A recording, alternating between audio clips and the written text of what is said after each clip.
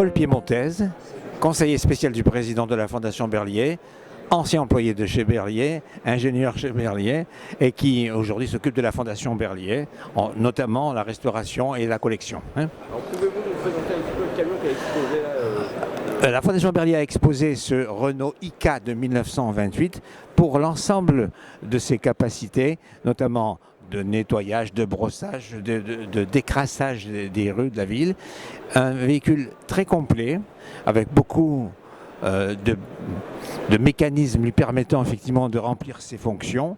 Le pilote, on peut voir, il fallait qu'il soit une grande dextérité puisqu'il y a beaucoup de manettes à remplir. L'objectif étant de faire un brouillard d'eau devant le véhicule à partir des tourbillons que vous voyez là.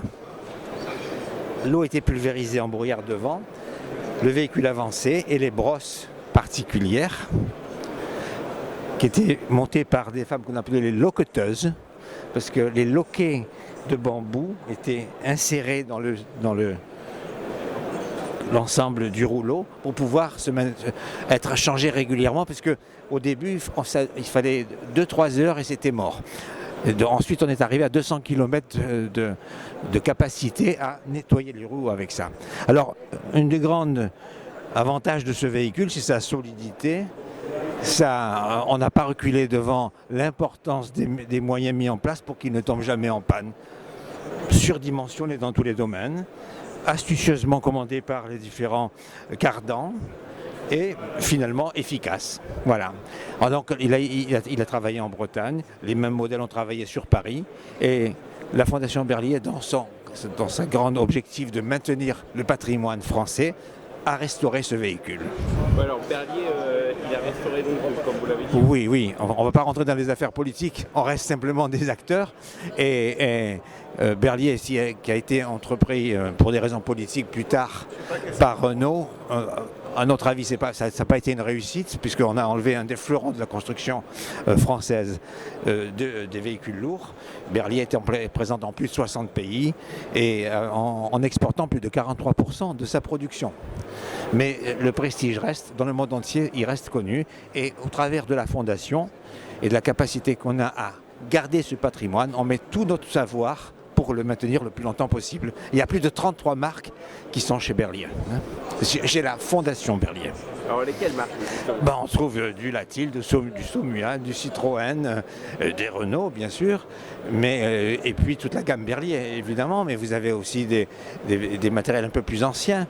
Je pense qu'il faut, mais peut-être que Monique va nous compléter en ce qui concerne l'histoire de la Fondation. Elle a plus d'expérience que moi dans le domaine, pour parler un petit peu de la constitution de la Fondation.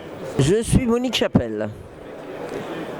Membre de la Fondation Berlier. Je suis vice-présidente de la Fondation de l'Automobile Marius Berlier et présidente de l'Association des Amis de la Fondation Berlier. Alors combien de marques représentent Alors au conservatoire, nous avons 250 camions environ de 30 marques françaises, car l'objectif de la Fondation Berlier est la sauvegarde et la valorisation de l'histoire de l'automobile lyonnaise et du camion français toute marque. un passage obligé pour la Fondation Berlier sur Rétromobile? Alors il est certain que Rétromobile est un salon de véhicules anciens d'audience internationale et que manifestement il est important d'être présent parce que nous avons un certain nombre de journalistes, nous avons aussi beaucoup d'amis de la Fondation Berlier qui viennent nous rendre visite.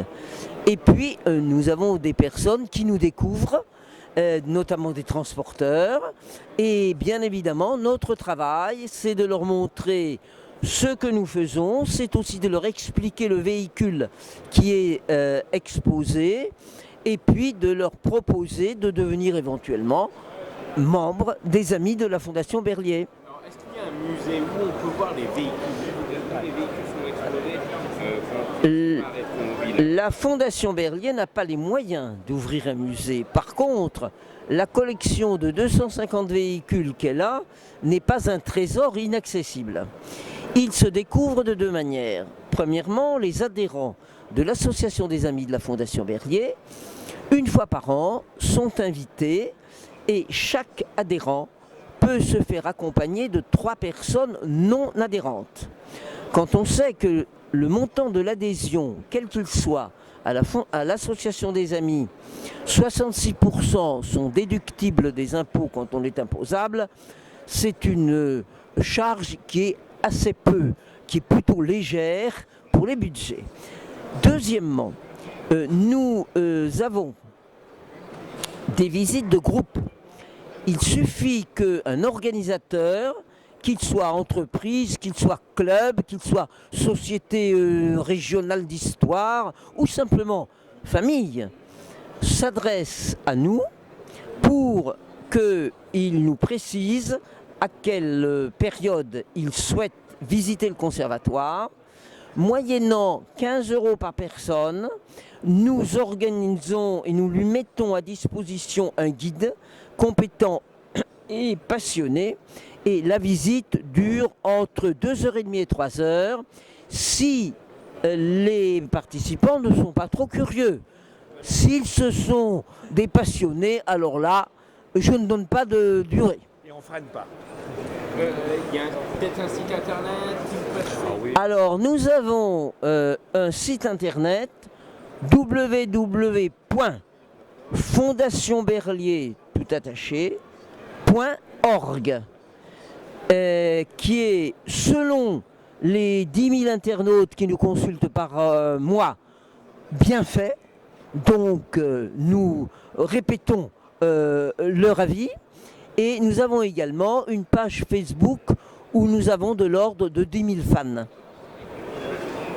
Dernier point, l'an dernier, vous aviez exposé à Rétromobile les 100 Berlier. Là, aujourd'hui, enfin cette année, ce camion, l'an prochain, ça sera quoi? Alors nous ne pouvons pas vous répondre parce que c'est lié à plusieurs critères. C'est-à-dire que c'est lié, est-ce que nous aurons une restauration qui sera terminée, auquel cas il est vraisemblable que nous la mettons, est-ce qu'il y a un anniversaire particulier, etc. Donc nous ne pouvons pas, ça n'est pas que c'est un secret, c'est tout simplement qu'à l'heure actuelle, nous ne savons pas. Nous le savons environ 6 mois, 7 mois avant. Hein. C'est-à-dire qu'avant le départ des congés, nous savons ce que nous mettons, mais pas avant, monsieur. Merci Monique, merci Paul Piémontaise également. Donc pour finir, un mot sur Rétromobile.